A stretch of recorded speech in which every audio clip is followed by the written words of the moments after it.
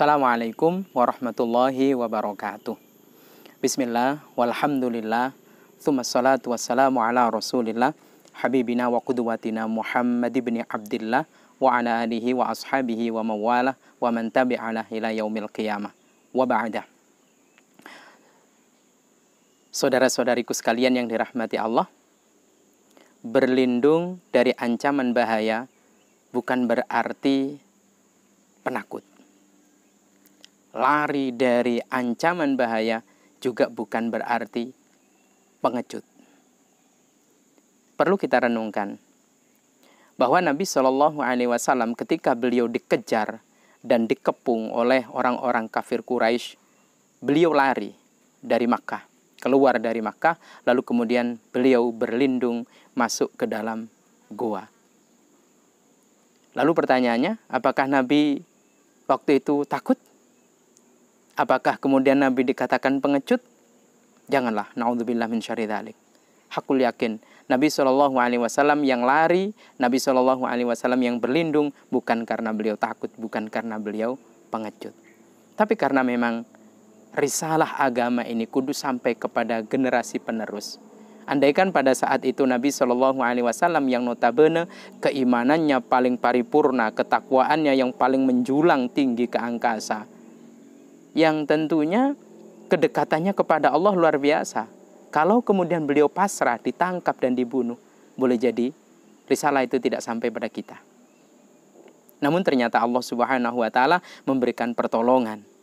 Pada saat benar-benar beliau terpepet, kejepit, tidak bisa keluar dari gua Tsur, tidak ada perlindungan lain, Allah Subhanahu wa Ta'ala memberikan pertolongannya. Apa itu? Sepasang merpati dan laba-laba. Itulah tentara Allah. Tentara Allah itu menyelamatkan, bukan membinasakan. Itu perlu kita catat. Sehingga kemudian karena sepasang merpati, karena laba-laba yang notabene binatang mungkin dalam persepsi kita itu lemah, ternyata mampu memukul mundur persepsi orang-orang kafir. Muhammad tidak mungkin ada di sini. Kita balik. Itu renungan yang pertama. Renungan yang kedua, lari bukan karena takut dan belum tentu pengecut. Seperti contoh, salah satu nabi yang oleh Allah Subhanahu wa Ta'ala digelari ulul azmi. Nabi yang begitu familiar di Quran, yaitu Nabiullah Musa alaihissalam.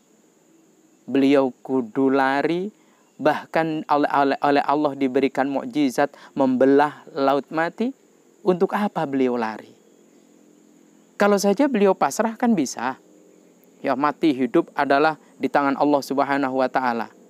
Tapi ternyata Allah Subhanahu wa Ta'ala tidak mau hambanya yang menganut agama tauhid ini mati konyol. Hingga pada akhirnya Allah Subhanahu wa Ta'ala lagi-lagi menghadirkan mukjizat yang besar. Apa itu? Tongkat butut Nabi Musa alaihissalam dipukulkan. Akhirnya terbangunlah seketika tol laut. Yang karena itu kemudian Allah Subhanahu wa Ta'ala menyelamatkan Nabi Musa alaihissalam. Pertanyaannya sekarang, masihkah kita punya persepsi bahwa yang berlindung di rumah, stay at home, pengecut dan penakut? Tidak. Boleh jadi kita sedang menjalankan sunnatullah. Risalah harus sampai pada generasi seterusnya dan juga tidak mati konyol. Hikmah ketiga, Nabiullah Ibrahim alaihissalam yang notabene nabi kedua, manusia kedua yang paling dicintai Allah setelah Nabi Muhammad SAW. Bahkan namanya itu bersanding dalam sholawat Ibrahimiyah pada saat kita akan menutup sholat. Setiap kali kita akan menutup sholat di tahiyat akhir, ada sholawat Ibrahimiyah yang menyandingkan sholawat untuk Nabi Muhammad. Kama sholaita ala sayyidina Ibrahim, kama barokta ala sayyidina Ibrahim. Ternyata beliau juga pernah berlindung dan lari dari kejaran Namrud. Meskipun pada akhirnya Allah Subhanahu wa Ta'ala memberikan skenario yang manis. Apa itu? Tertangkap dan dijebloskan ke api. Namun sekali lagi, Allah Subhanahu wa Ta'ala memberikan satu hikmah yang begitu manis. Lalu pertanyaannya, apa kira-kira hikmah di balik kita dalam tanda petik sembunyi, lari dari mara bahaya seperti Nabi di Gua Sur, seperti Nabi Musa alaihissalam melewati laut mati, seperti Nabi Ibrahim alaihissalam yang pada akhirnya dilemparkan, semuanya oleh Allah diselamatkan. Kalau kita ikhlas menerima, kalau kita mengelola keadaan ini dengan sebaik-baiknya, pasti ada keajaiban meskipun bukan dalam bentuk mukjizat. Semoga Allah Subhanahu wa Ta'ala memampukan kita untuk mengelola stay at home ini dengan sebaik-baiknya. Apa itu? Setidaknya, pertama, maksimalkan waktu kita untuk keluarga. Karena keluarga butuh sentuhan nasihat kita, butuh sentuhan tangan magic kita, dan juga butuh pelukan hangat kita. Mungkin sebagai kaum laki-laki, kita berangkat, anak-anak tidur, pulang, anak-anak masih tidur. Sekarang karena stay at home, akhirnya kita bersama-sama bisa memeluk kapanpun kita mau anak-anak kita. Loh, tidak belajar anak-anak kita bisa kok. Guru-gurunya begitu kreatif karena menyayangi muridnya hingga pada akhirnya membuat pelajaran online. Dan mungkin selama ini kita tidak mengontrol sampai mana, sudah berapa kali khatam, juz berapa. Mungkin anak-anak kalau waktu dia masih TPQ, kita tidak tahu. Ini qiraati berapa, iqra berapa, umi berapa. Nahdiyah berapa, Yambu'a berapa, jilid berapa maksud saya. Kita tidak pernah tahu, saat ini kita kudu tahu. Kita tidak pernah memantau bagaimana wudhu anak-anak kita. Kita tidak pernah mantau bagaimana sholat anak-anak kita. Mungkin karena ini bulan Sya'ban, kita ajak saum, lalu kemudian dia mendapatkan sentuhan-sentuhan spiritual dari orang tuanya, khususnya kita sebagai bapak. Nah, dalam video sebelumnya saya sampaikan bahwasanya ingat, di Quran itu pemegang tonggak tarbiyah itu adalah bapak. Allah Subhanahu wa Ta'ala tidak membuat contoh di Quran ibu mendidik anak.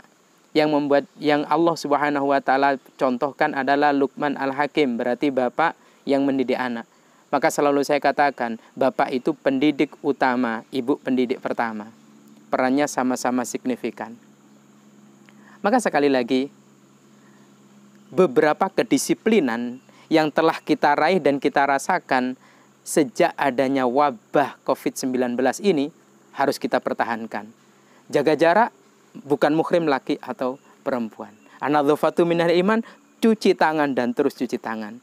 Meskipun ada sedikit guyonan, saya berkunjung ke rumah si A, disuruh cuci tangan, dikira suruh makan, ternyata enggak, cuman cuci tangan doang.